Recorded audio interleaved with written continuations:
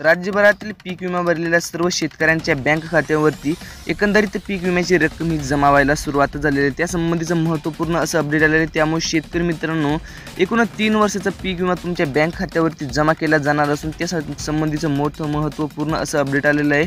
त्यामुळे व्हिडिओला शेवटपर्यंत बघत चला। बघा, पीक विमा भरपाई शेतकऱ्यांना 3,720 कोटी रुपयांचा पीक विमा मंजूर। बघा, क्रॉप इन्शुरन्स कॉम्बिनेशन्स बघा, खरीप हंगाम 2024 मधील नुकसानीपोटी बघा एकूण 3,720 कोटी रुपयांची पीक विमा मंजुरी मिळालेली आहे। म्हणजे बघा, 24 मध्ये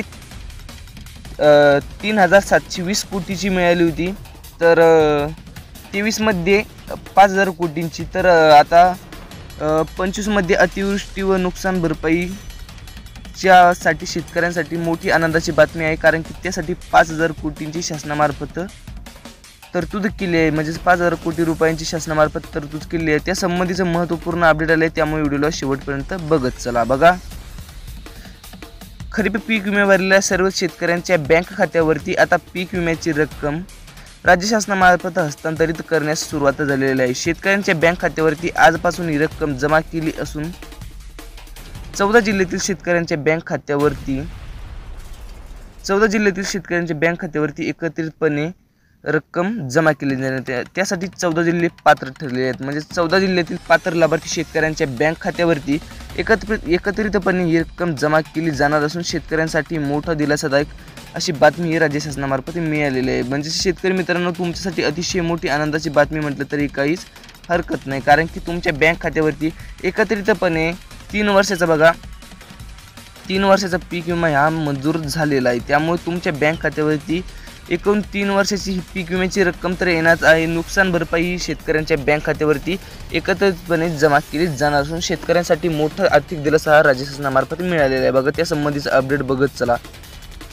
बघा, राज्यातील 2024-25 मधील अतिवृष्टी जास्त झालेल्या शेतकऱ्यांना पीक विम्यामार्फत राज्य शासनामार्फत आर्थिक दिलासा म्हणून शेतकऱ्यांसाठी पीक विमा वाटप सुरू झालेलं आहे। बघा, त्या संबंधीचं महत्त्वपूर्ण असं अपडेट देवेंद्र फडणवीस असतील, बघा एकनाथजी शिंदे साहेब असतील, तसा अजित पवार असतील, यांनी पत्रकार परिषद घेऊन शेतकऱ्यांसाठी मोठी आनंदाची बातमी सांगितली। बघा, एकनाथ शिंदे बघा, तसेच अजित पवार असतील, देवेंद्र फडणवीस असतील, यांनी महत्त्वपूर्ण असं अपडेट दिलेलं आहे। म्हणजेच कोणकोणत्या जिल्ह्यात पीक विम्याची रक्कम जमा केली जाणार असून सर्व काही त्यांनी सांगितलेलं आहे। म्हणजे शेतकरी मित्रांनो, तुमच्या बँक खात्यावरती एकंदरीत पाहायला गेलं तर पीक विम्याची रक्कम जमा केली जाणार असून तुमच्यासाठी मोठी आनंदाची बातमी म्हटलं तरी काहीच हरकत नाही, कारण की एकंदरीत पीक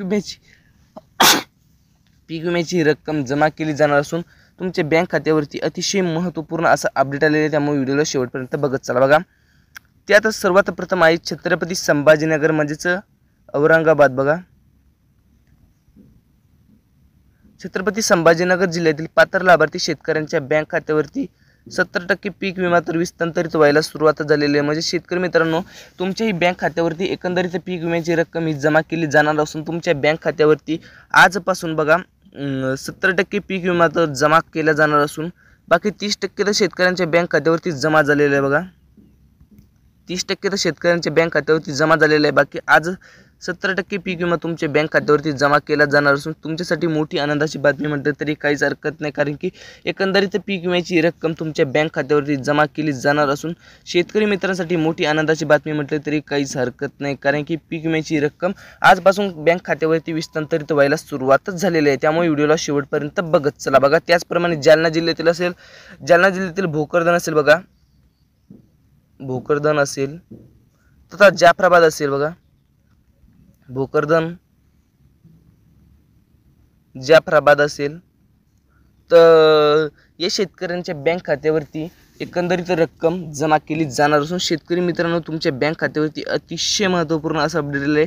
बँक खात्यावरती एकंदरीत रक्कम ही जमा केली जाणार असून तुमच्या बँक खात्यावरती आजपासून हप्ता हस्तांतरित व्हायला सुरुवात झालेली आहे। त्यामुळे व्हिडिओला शेवटपर्यंत बघत चला। त्याचप्रमाणे बीड जिल्ह्यातील असेल, बघा आष्टी असेल, शिरूर असेल, शिरूर कासारा असेल, बहुतांश गेवराई असेल, बघा गेवराईमध्ये अतिवृष्टी झालेली आहे. म्हणजे शेतकरी मित्रांनो, तुम्हाला अतिवृष्टी पासून शेतकऱ्यांसाठी मोठा दिलासा म्हणून ही रक्कम तुमच्या बँक खात्यावरती जमा केली जाणार आहे. त्याचप्रमाणे बघा, केज असेल,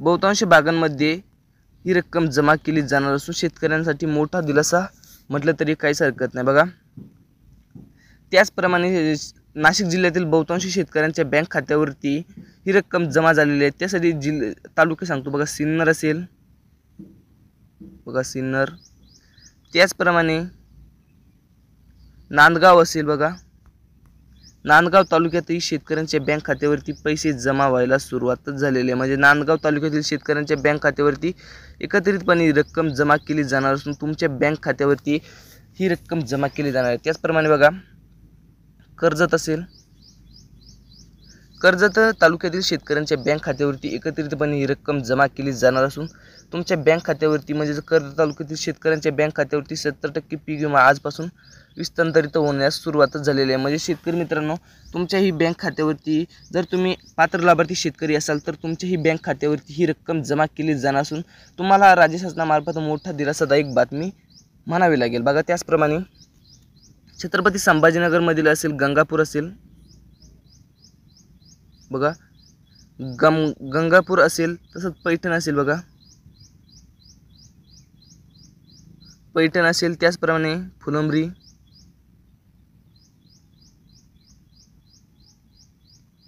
फुलंब्रीमधील बहुतांश भागांमध्ये आजपासून पीक विम्याची रक्कम विस्तारित व्हायला सुरुवात झालेली आहे. म्हणजे त्याचप्रमाणे बघा, सिल्लोड असेल, त्याचप्रमाणे सोयगाव, बघा सोयगाव, त्याचप्रमाणे बहुतांश जळगाव जिल्ह्यातील चाळीसगाव असेल, बघा चाळीसगाव असेल, बहुतांश भागांमध्ये अमळनेर तथा बहुतांश भागांमध्ये 70% पीक विमा विस्तारित व्हायला सुरुवात झालेली आहे. त्यामुळे शेतकरी मित्रांसाठी मोठी खुशखबर म्हटली तरी काहीच हरकत नाही, कारण की एकंदरीत पीक विम्याची रक्कम तुमच्या बँक खात्यावरती जमा केली जाणार असून तुम्हाला राज्य शासनामार्फत थोडा का होईना पण आर्थिक दिलासा मिळालेला आहे. म्हणजे शेतकरी मित्रांनो, तुमच्या बँक खात्यावरती एकंदरीतपणे पीक विम्याची रक्कम जमा केली जाणार असून तुमच्या बँक खात्यावरती अतिशय महत्त्वपूर्ण असं अपडेट आले आहे. म्हणजे शेतकरी मित्रांनो, तुमच्या बँक खात्यावरती एकत्रितपणे ही रक्कम जमा केली जाणार आहे. त्याचप्रमाणे बघा, नांदेड जिल्ह्यातील बहुतांश शेतकऱ्यांच्या बँक खात्यावरती नांदेड जिल्ह्यातील तालुक्याचं काही अपडेट आलेलं आहे. बहुतांश म्हणजे 1-2 तालुके असतील, मुखेड असेल, बघा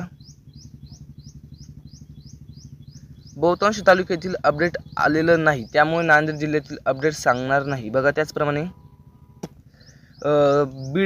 बीडमधील बहुतांश भागांमध्ये तर पैसे वाटपास सुरुवात झालेली. त्याचप्रमाणे बघा, अहिल्यानगर असेल मधील नेवासा असेल तथा शेवगाव असेल, बघा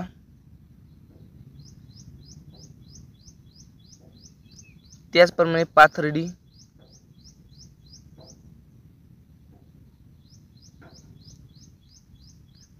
त्याचप्रमाणे बहुतांश श्रीरामपूर असेल, बघा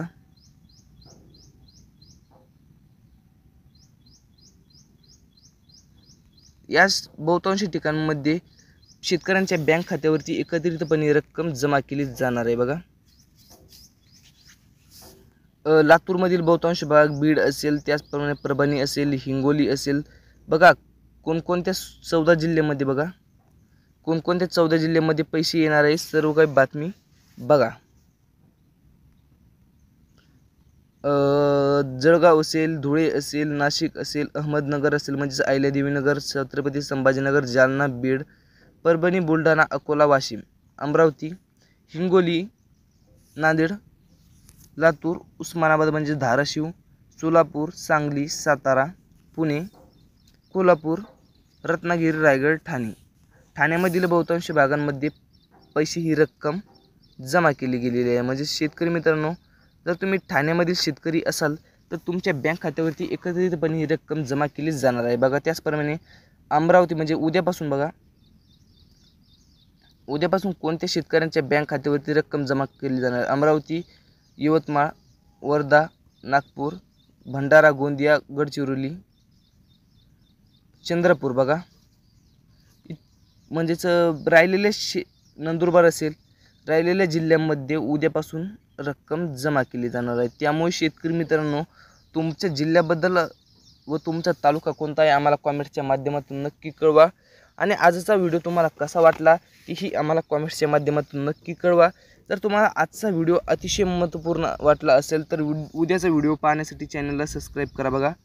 व उद्याच्या जिल्ह्याबद्दल यवतमाळ असेल, वर्धा, नागपूर, गडचिरोली, चंद्रपूर, गोंदिया, भंडारा बघा, या जिल्ह्यातील अपडेट तर आहेच, पण मराठवाडी असेल व पश्चिम महाराष्ट्र असेल या जिल्ह्याबद्दलही महत्त्वपूर्ण असं अपडेट आलेलं आहे. म्हणजे कोणकोणत्या तालुक्याबद्दल सहित अपडेट आलेलं आहे. त्यामुळे तुमच्या तालुक्याचं व जिल्ह्याचं नाव आम्हाला कॉमेंट्सच्या माध्यमातून नक्की कळवा.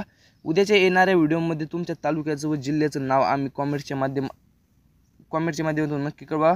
उद्याच्या येणाऱ्या व्हिडिओमध्ये तुमचं जिल्ह्याचं व तालुक्याचं अपडेट आम्ही व्हिडिओमध्ये देण्याचा प्रयत्न करू.